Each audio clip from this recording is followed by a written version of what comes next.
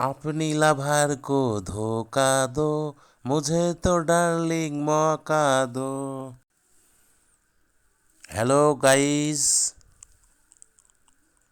আমি আজ এসেছি কৃষ্ণনগর থেকে 35 কিলোমিটার 50 কিলোমিটার দূরে এই দ্বিজেন্দ্রলাল সেতুতে।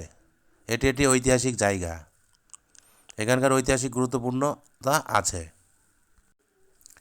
1757 সালে পলাশির যুদ্ধে ইংরেজরা ভারতবর্ষ সিরাজদৌল্লা পরাজিত করার মাধ্যমে দখল করে নিয়েছিল ইংরেজরা। আমি এই সেতুটির প্রথমে যে দিক দিয়ে মানুষ হেঁটে যায় সেই দিকটা দেখাবো। দেখতে থাকুন, সঙ্গে থাকুন। দক্ষিণ দিকে একটা ইটভাটা আছে, পাশাপাশি উত্তর দিকেও একটা ইটভাটা আছে। এবার পথচারী লোককে জিজ্ঞাসা করব, হ্যালো ভাই, তোমার নাম কি? বাবাই মণ্ডল। জোরে বল। তুমি কি এখানেই থাকো? হ্যাঁ।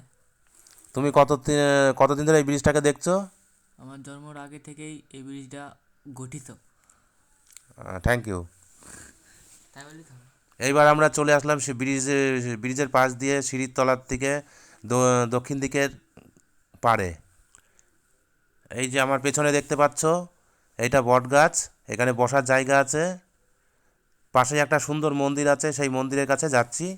দেখতে থাকো, সঙ্গে থাকো।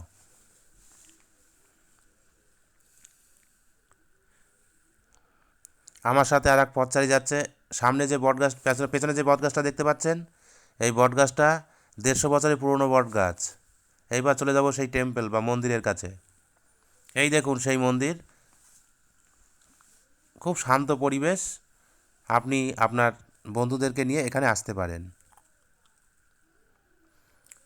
তালা মারা, ভিতরে ঢুকতে পারলাম না, তাই বাইরে থেকে যতটুকু দেখানো সম্ভব দেখালাম।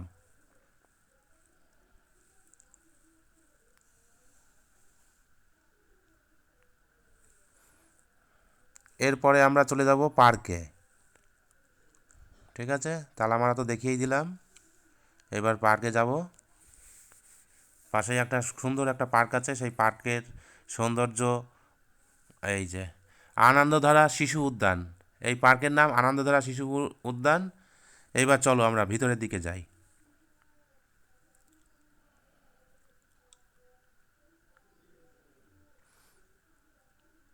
হ্যাঁ, এখানে পার্কের ভিতরে নানা রকম সুন্দর গাছ দেখতে পাচ্ছি। ওই একটা ছেলে বসে আছে। ওইদিকে ক্লাবের কিছু ছেলে আছে, এখানে একটা ক্লাবও আছে।